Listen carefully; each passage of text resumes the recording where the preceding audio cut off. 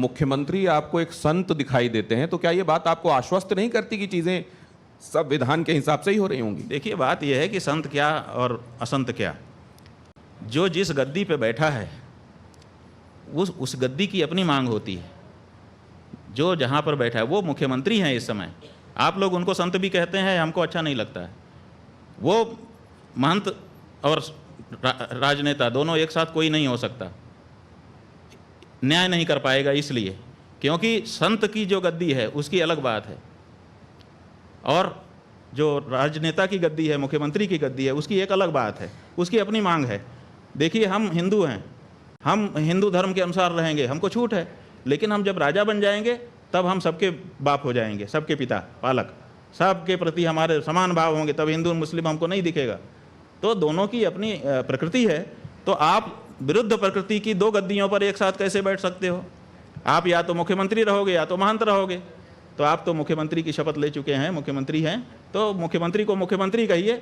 जब वो मुख्यमंत्री पद से हट करके गद्दी पे जाएंगे तब हमको उनको गद्दी वाला मानेंगे, तब उनके साथ संत का व्यवहार करेंगे। तो स्वामी जी, क्या शास्त्रों में और संविधान में विरोधाभास है, मतैक्य नहीं है, और इसलिए तो ये विरोधाभास तो फिर हमेशा रहेगा? क्या विरोधाभास है?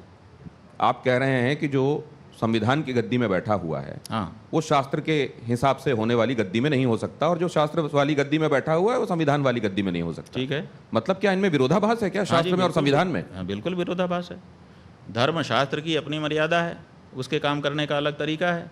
तो जो शास्त्र को मानने वाले होंगे वो संविधान के हिसाब से नहीं चल सकते, और जो संविधान को मानने वाले होंगे क्या वो शास्त्र के हिसाब से नहीं चल सकते? देखिए, संविधान के मानने वाले शास्त्र के अनुसार कहाँ चल रहे हैं? आपको समान नागरिक संहिता क्यों बनाने की जरूरत पड़ रही है, बताओ?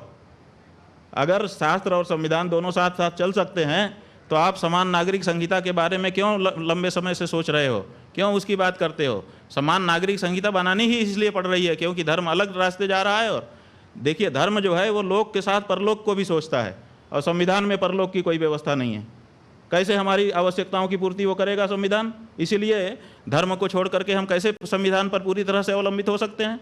उसमें परलोक की कहाँ चर्चा है, बताइए? वो केवल लोक के बारे में व्यवस्था बताता है, और हमारा धर्म वो लोक और परलोक दोनों को सुधारने की बात करता है। अंतर है दोनों में। तो जो भारतीय नागरिक है और शास्त्र में सनातन धर्मी भी है, वो क्या करे? वो संविधान को माने कि शास्त्र को माने? शास्त्र को मानना होगा, क्योंकि शास्त्र लोक परलोक दोनों की चर्चा करता है, और हमारा जो जीवन है उसमें लोक परलोक दोनों समाहित हैं। इसलिए जहाँ तक हमको संविधान चोट नहीं पहुँचाएगा वहाँ तक हम उसको मान लेंगे, लेकिन जहाँ चोट पहुँचाता होगा वहाँ तो हमको धर्म को ही, धर्मशास्त्र को ही चुनना होगा। ऐसा ही कोई व्यक्ति स्वामी जी रहा होगा जिसने अभी एक ब्राह्मण लड़के की, जिन लोगों ने हत्या कर दी है मानते हुए कि वो गौरक्षक है, गौ विरोधी है, और वो गौ मांस ले जा रहा था साथ में, उसने कह दिया कि मुझसे भूल हो गई, जा करके सरेंडर कर दिया। आपका जो संविधान कानून बना है उसको भोगने के लिए तैयार है। आप क्या चाहते हैं इससे ज़्यादा? आपकी पुलिस को मशक्कत भी नहीं करनी पड़ी, बहुत सारी टीमें भी नहीं बनानी पड़ी। वो तो स्वयं सामने आ गया, आकर के उसने समर्पण कर दिया कि मुझसे भूल हो गई, गलती हो गई, और मैं तैयार हूँ, जो आपका कानून है उसके अनुसार मुकदमा चलाइए, सजा दीजिए। तो गौ रक्षा के लिए जो लोग कानून हाथ में लेते हैं वो आपके हिसाब से ठीक करते हैं? भाई, गौ रक्षा के लिए कानून हाथ में लेने के लिए हमको आदेश है। हमारे शास्त्र कहते हैं कि गौ हत्यारे को गोली मार दो, है आदेश। हमने अपने मन पे पत्थर रखा है और भारत की सरकार से अपेक्षा की है कि ये हमारे हृदय पर जो चोट है उसको दूर करेंगे। कानून दूर नहीं कर रहा है तो आखिर हिंदू कब तक ये सहता रहेगा? 75 से ज़्यादा साल हो गए, हम छाती पे पत्थर रख करके बैठे हैं कि हमारी माँ को मारा जा रहा है, कानून कुछ न कुछ हमारी मदद करेगा। लेकिन स्वामी जी, सड़कों पे गाय घूमती हैं। भाई, सड़कों पे गाय क्यों घूम रही है? सुन लीजिए जरा। क्योंकि आपने उसको पशु घोषित कर रखा है। और नहीं, और कूड़ा उसको पशु सूची से हटाइए, नहीं घूमेगी, हम गारंटी ले रहे हैं। हाँ, आपके कैमरे के माध्यम से रिकॉर्डिंग कर लीजिए। वो ठीक है, आप उसको पहले पशु सूची से हटा दीजिए, हम गारंटी ले रहे हैं, हम गारंटी ले रहे हैं, रिकॉर्डिंग करके रख लीजिए। लेकिन आप उसको पशु सूची से हटाइए। प्रेम कुमार जी को एक बार ले आऊं, उसके बाद अपनी जी आप एक्स्ट्रा कॉन्स्टिट्यूशनल नहीं हो जाएगा अगर हर नागरिक, हर धर्म, आप तो हिंदू धर्म के हर नागरिक नहीं, बहुमत। देखिए, आप हर नागरिक हमारी बात मत करिए जी। जो बहुमत का फैसला होता है आप वाले सिस्टम में वही माना जाता है। जिसके पास एक ज्यादा वोट आ जाएगा वो लाखों वोटों को व्यर्थ बना करके स्वयं जीत जाएगा। लेकिन कॉन्स्टिट्यूशन, कॉन्स्टिट्यूशन क्या है? बहुमत ही तो कॉन्स्टिट्यूशन है। पुलिस- बहुमत अगर होगा कॉन्स्टिट्यूशन बदल लोगे आप। लेकिन गौरक्षक दल अगर कॉन्स्टिट्यूशन बदलने के लिए 400 पार की बात कही जा रही थी ना। आपके पास बहुमत हो, कॉन्स्टिट्यूशन भी बदल लीजिए। आपने 100 बार से ज्यादा बदल लिया है कॉन्स्टिट्यूशन को कि बहुमत के कारण। तो आप बहुमत की आवाज को कैसे दबा सकते हैं? नहीं, ये बहुमत की आवाज है कि गाय की हत्या नहीं होनी चाहिए। बहुमत की आवाज है, आप इसकी उपेक्षा नहीं कर सकते। लेकिन इस देश में कोर्ट भी है, वकील भी भाई है, कोर्ट है पुलिस तो भी हम है। कहाँ कह रहे हैं? तो गौरक्षक दल अगर इनको साइड करके खुद न्याय करने लगेंगे, हाँ, खुद न्याय तो ये करेगा। आप अपने कानून unconstitutional के है। अनुसार उनके ऊपर मुकदमा चलाइए।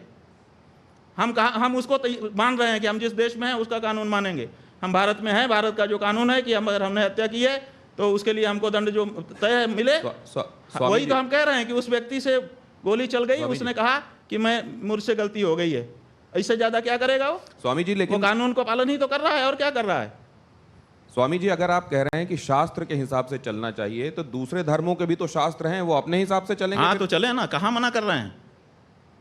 हम कहाँ मना कर रहे हैं? बिल्कुल हम यही चाहते हैं कि वो भी अपने शास्त्र के अनुसार चलें। क्यों नहीं अपने शास्त्र के अनुसार चलते हैं? उनके शास्त्र में लिखा रहा है कि सबसे उत्तम निवास वो है जहाँ पर पूरी तरह से इस्लाम हो।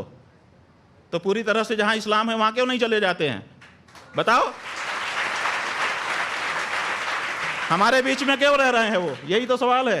तो वो पूरी तरह से अपने धर्म का पालन करें, इसी के लिए 57 देश बना लिए उन्होंने। नहीं, लेकिन देश तो और सबका अपने है। अपने चले जाएं, वहां पे पालन करें। और वक्फ बोर्ड के नाम पे जहां पे नहीं है वहां चले जाएं और जमीनों को एनक्रोच कर लें। क्या चीज?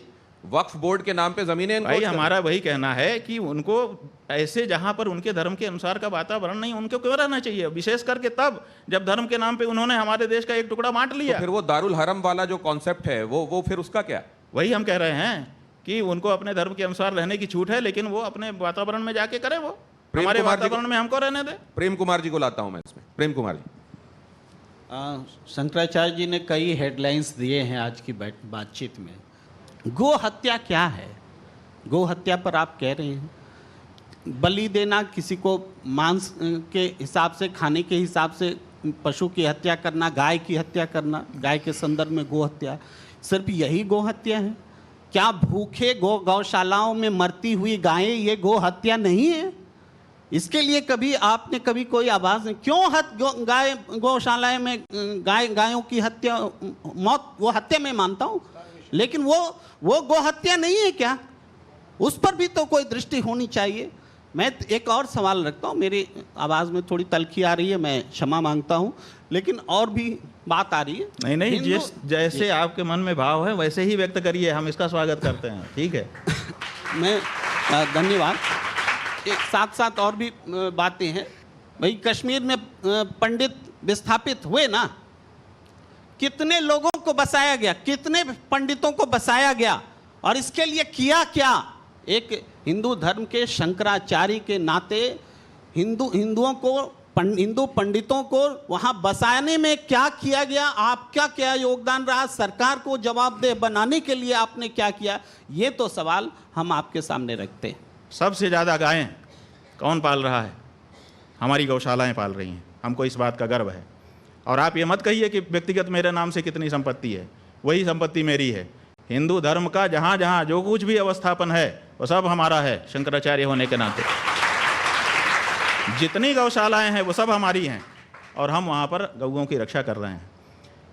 जो गौएं मरी हैं, जिसकी रिपोर्टिंग आपके पत्रकारों ने की है, 99% वो गौशालाएं हैं जिनमें सरकारी अनुदान आ रहा है। उन गौशालाओं में गाय की हालत खराब हुई जब आपने कहा कि हम इस गौशाला में अनुदान करेंगे। अनुदान का जो पैसा है वो भ्रष्टाचार की भेंट चढ़ गया और गाय मर गई। आप निकाल लीजिए, सारी रिपोर्टिंग निकाल लीजिए। कौन दोषी है आपके हिसाब से, और कौन ज्यादा दोषी? हम ये कह रहे हैं कि आप हमसे ये पूछ रहे हैं कि नाग अच्छा कि सांप अच्छा, बताइए। आप ऐसा फंसा रहे हैं कि किसी का भी नाम ले दें और हमको काट ले।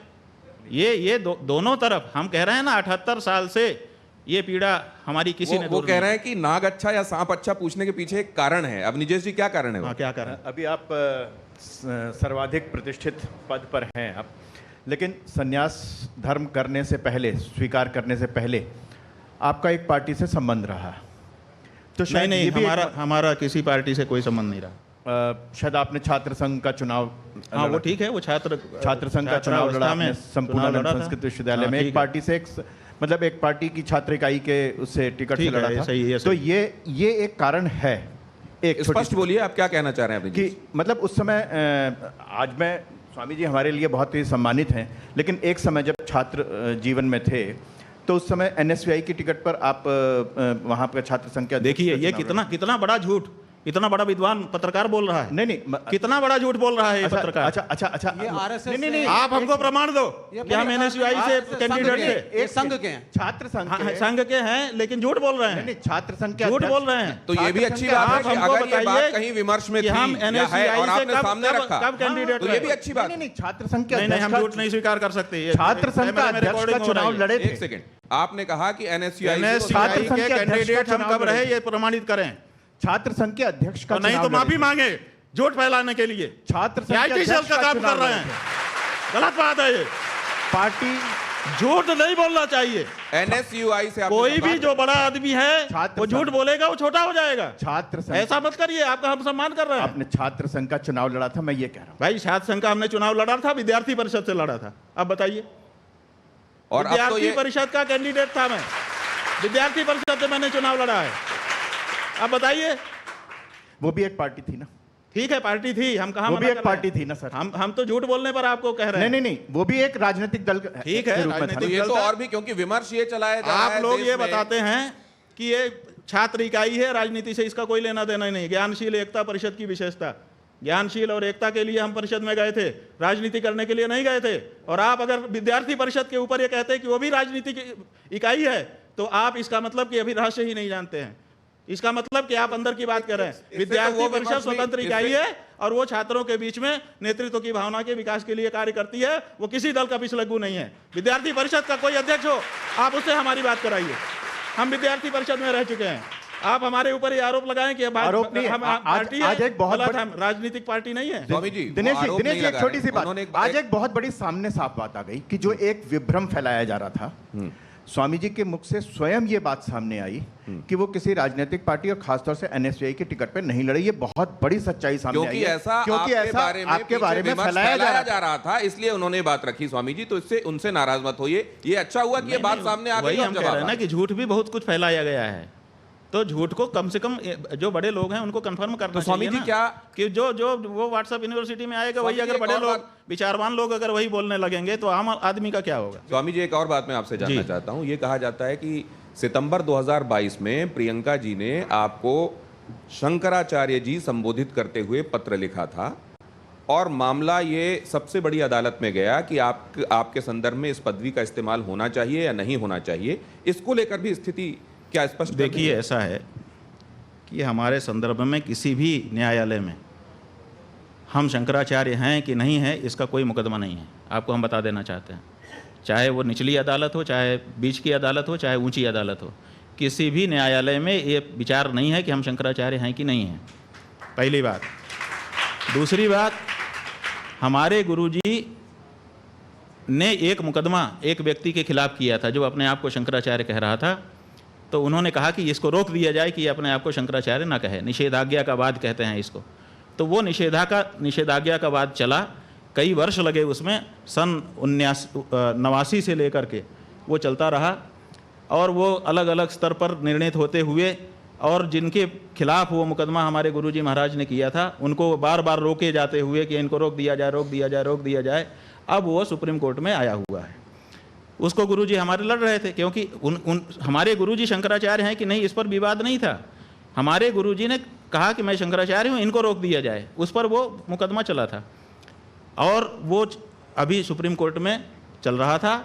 उसको लिंगर ऑन प्रैक्टिस की जा रही है क्योंकि जो प्रतिपक्षी थे हमारे गुरुजी के सामने वो सिद्ध हो गया कि वो सन्यासी नहीं है। जहाँ तक प्रियंका गांधी के पत्र की है, तो जब हमको शंकराचार्य पद पर अधिष्ठित किया गया तो देश के बहुत बड़े बड़े लोगों ने और हमारे जो सामान्य भक्त लोग हैं उन सब ने अपने अपने ढंग से, बहुत सारे लोग, लाखों लोग वहाँ इकट्ठा हुए। उसके बाद हजारों लोगों ने पार्टिसिपेट किया, सैकड़ों लोगों ने पत्र लिखे,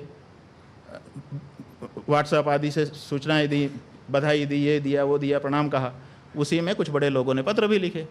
उसमें आनंदीबेन पटेल ने भी पत्र लिखा जो राज्यपाल हैं उत्तर प्रदेश की, और यही संबोधन के साथ लिखा। हाँ जी, उन्होंने कहा कि ज्योतिषपीठ के शंकराचार्य के रूप में प्रतिष्ठित होने पर आपको हम अभिनंदन कर रहे हैं। अनसुईया उइके जो छत्तीसगढ़ की राज्यपाल थी, उन्होंने भी पत्र लिखा। मध्य प्रदेश के शिवराज सिंह और उनके मंत्रिमंडल के कई मंत्री वहाँ उपस्थित ही रहे। जो केंद्रीय मंत्री थे प्रहलाद पटेल जी, वो वहाँ उपस्थित ही रहे, उन्होंने अपना व्याख्यान दिया, उसकी रिकॉर्डिंग पड़ी हुई है। तो ऐसी परिस्थिति में सारे ही लोग कर रहे थे।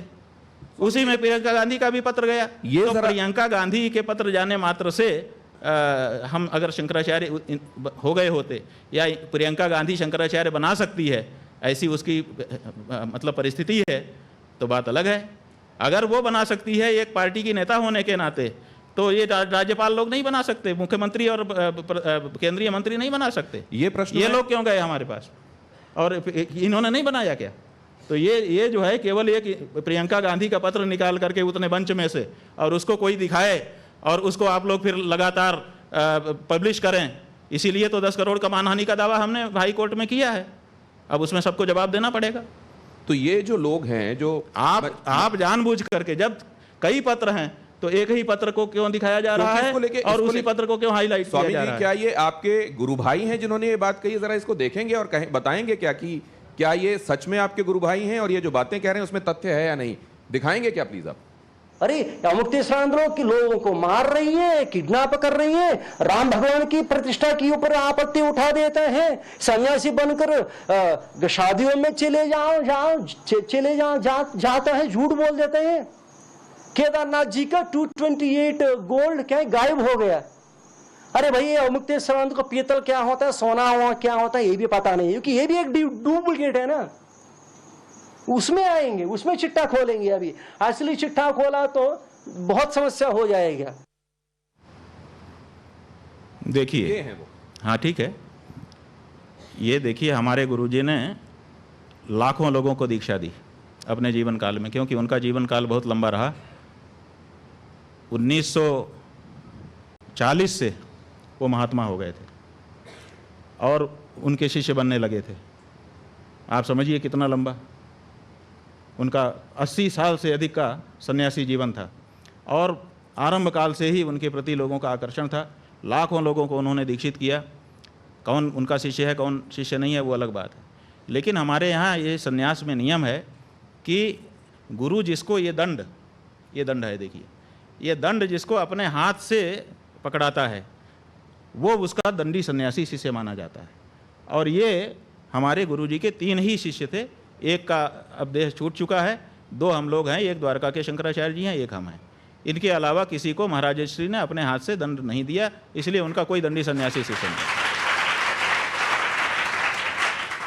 तो ये व्यक्ति जो है गुरुजी का दंडी सन्यासी शिष्य नहीं है, एक बात। दूसरे वो कह रहा है कि ये लोगों को मार रहे हैं।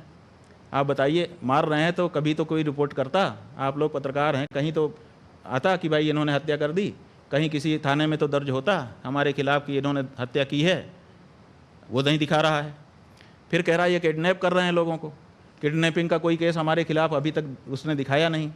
फिर वो कह रहा है कि सोने पीतल का इनको भेद नहीं है। और फिर उसी वक्तव्य में अभी जो आपने नहीं दिखाया, हमको दिखाया गया है, उसी में कह रहा है कि इन्होंने सोना गायब कर दिया। आपने सोना गायब कर दिया? हाँ, माने मठ का सोना गायब कर दिया। तो अगर हमको सोना पीतल का भेद नहीं पता था तो हमने पीतल क्यों गायब नहीं किया, सोना ही क्यों गायब किया? नहीं माने खुद की बात पे स्थिर नहीं रह पा रहा है वो।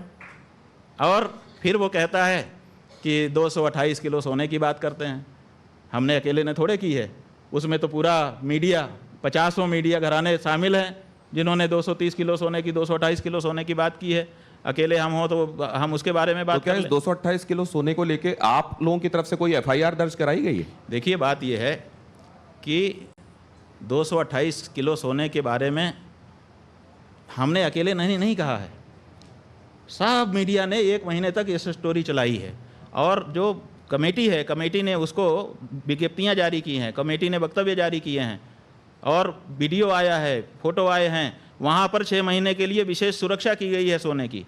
ये सब ऑन रिकॉर्ड है। क्या FIR करें आप बताओ? हमारा ही मंदिर है भाई, शंकराचार्य के रूप में हमारा मंदिर है बद्रीनाथ केदारनाथ।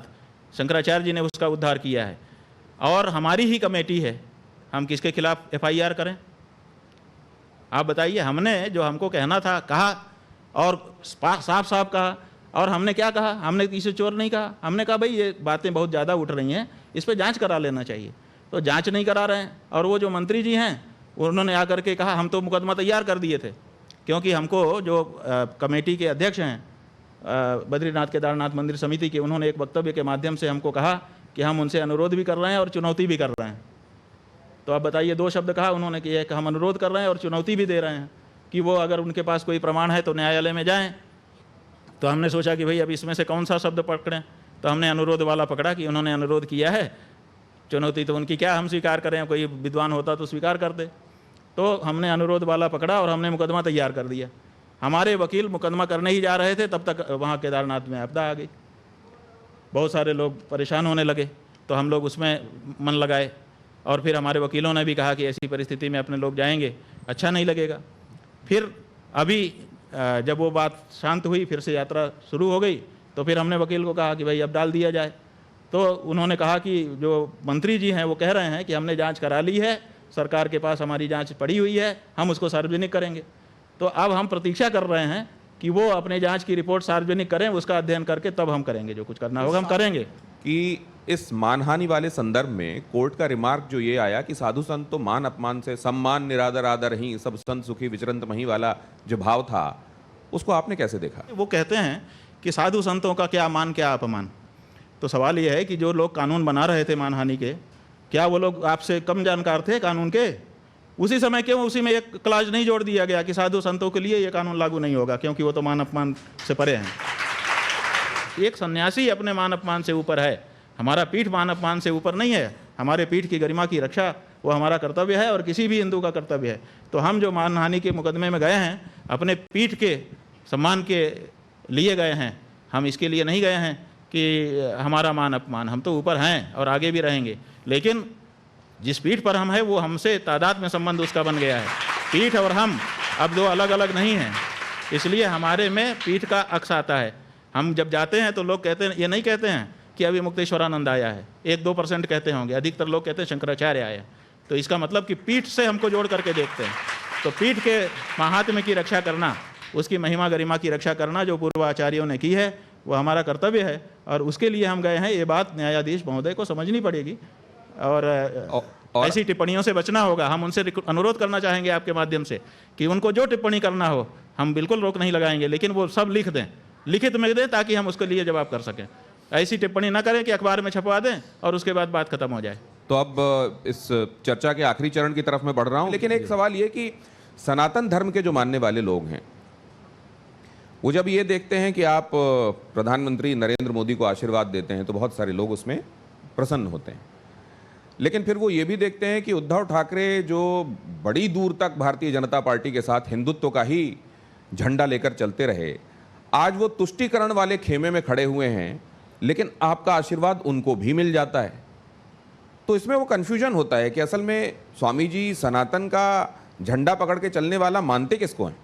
देखिए, बात यह है कि ये जो आपका सवाल है, प्रश्न है, इसी में जवाब छिपा हुआ है कि कुछ लोग ये चाहते हैं कि एक मामले में हमारी मोनोपोली हो। मोनोपोली क्यों देखते हैं आप?